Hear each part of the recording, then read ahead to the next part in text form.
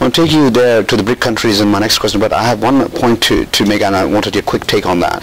Do you think in a brick and mortar and legacy company like yours miss the economically prudent application of technology where it is viable to attract dollars or pounds through advertising? Do you think we miss that in terms of the big media houses? Well, the fact of the matter is, if you look at new media, only 12 to 14% of budgets currently are committed to new media. So look at the flip side. So it means that 86 to 88% is committed to old. So being old is not such a bad thing, right? And we've got to get into balance, right? Whichever the dynamics are. Now, where I think the thrust of what you're saying is right is that we all look for relative growth, right? It's not about absolutes. So the fact that China is now probably the second biggest economy in the world. I mean, if you look at, you revalue the RMB to market rates, it certainly would be. But beginning of the year it was 4.5 trillion, Japan was 4.9, America was 14 trillion.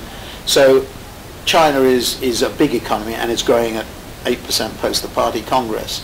India much smaller, growing at 8.75, maybe even double digits we might see this year.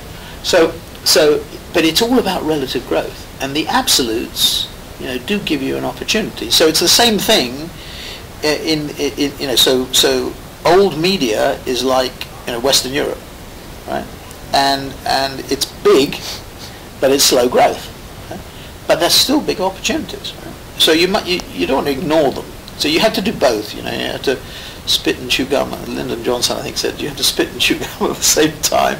And or change the engines on the plane whilst it's flying. It's very, very difficult to do. But it's like when Craigslist came along.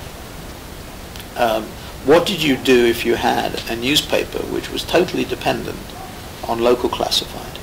Well, you had to create your own Craigslist, cannibalize your own business, because if you didn't eat your own children, somebody else would. And at the same time, you had to build a new operation. So you have to do the old and the new. I want to take you quickly to your thoughts on the emerging markets. Obviously, BRIC, it comes to mind. And where do you see the potential? Obviously, like you mentioned earlier, that in the early 1900s, 40% of GDP was covered by two big nations, with China and India. And it's going to go to that point at some point in time in the future. So just wanted your take as to where we are heading in terms of your industry. So, well, it's not, the big focus is on the BRICS, on Brazil, Russia, and China. I think that's a mistake, because there are other major economies like Indonesia, where there are 240 million people, 150 million Muslims. I'm going to go to KL next week because we're launching a very big study on Muslim marketing, and Ogilvy and in fact Millward Brown, one of our research companies, have done a lot of work, and we're going to sort of launch that next week in KL at a Islamic marketing conference in KL. And so I think Indonesia, Vietnam, Thailand is challenged obviously at the moment, Singapore, away from mainland China, Hong Kong. I think in the longer term, Taiwan. I mean, Taiwan has been challenged obviously because of the political unrest, political issues. Then turning away from Asia, Bangladesh actually, before we turn away, Pakistan.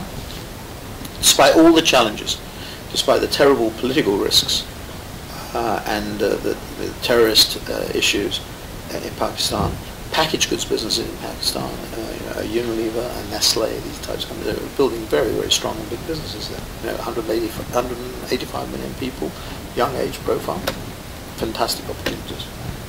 Don't forget Russia, and then the other CIS countries, Poland. Our business in Poland is almost as big as our business in Russia. Romania, Hungary, Czech Republic, Slovakia. Africa now, driven by the World Cup.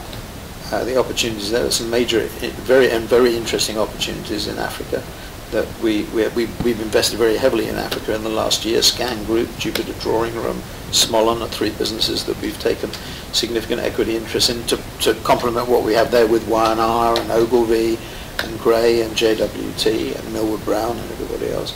And then Africa, the Middle East as well. Dubai is challenged at the moment, but Abu Dhabi has ridden to the rescue, and big opportunities in Saudi Arabia. We're seeing strong growth there, and the locus has moved from Beirut to Dubai, and now I think Saudi Arabia Jeddah and Riyadh are becoming more and more important in the context of the region. I mean, in a way, Saudi Arabia is like Brazil or Russia in the context of Latin America or Central Eastern Europe. And then there's Latin America itself. We've got a conference coming up in 10 days' time in Rio, where we've got about 250 clients coming to Rio de Janeiro in Brazil to talk about the opportunities around the World Cup in 2014 and the Olympics in 2016, which is very exciting. So these are iconic events that will drive the growth not just of Brazil, but of Latin America as a whole. I mean, Uribe has done a fantastic job with Colombia. Mexico has got its challenges, obviously, because of drugs and security issues, but has also grown. Argentina is amazing, despite all the problems it faces. It's done well. I mean, the issues, of course, obviously Venezuela and some of the other, let's say, more left of center, to put it mildly, governments are posing challenges in that part of the world, Ecuador, Bolivia. But having said that, those parts of the world offer tremendous opportunities, and their scale are such that I don't think we fully comprehend what's going on. I mean, the shift that is taking place is massive. Finally, I want to ask you, being a seasoned, entrepreneur and a veteran in the industry, do you see? I don't think you're old in that respect. Do you see any parallels between a young entrepreneur starting out and who look up to you as a trailblazer and follow you in your footsteps, and then you compare them to technology entrepreneurs here and in India and in China, in the emerging markets? Are the challenges and the opportunities are similar, or where do you see the differences? Well, if you look at my history, right? So I wrestled with economics as an undergraduate. I went to business school, pretty much, unusually without any work experience. I went straight to HBS afterwards. I then got involved I did marketing consulting, very briefly. Had to leave America because of being drafted. People don't realise that. I had to ask Howard Stringer about that. And then went into the sports management business with Mark McCormack.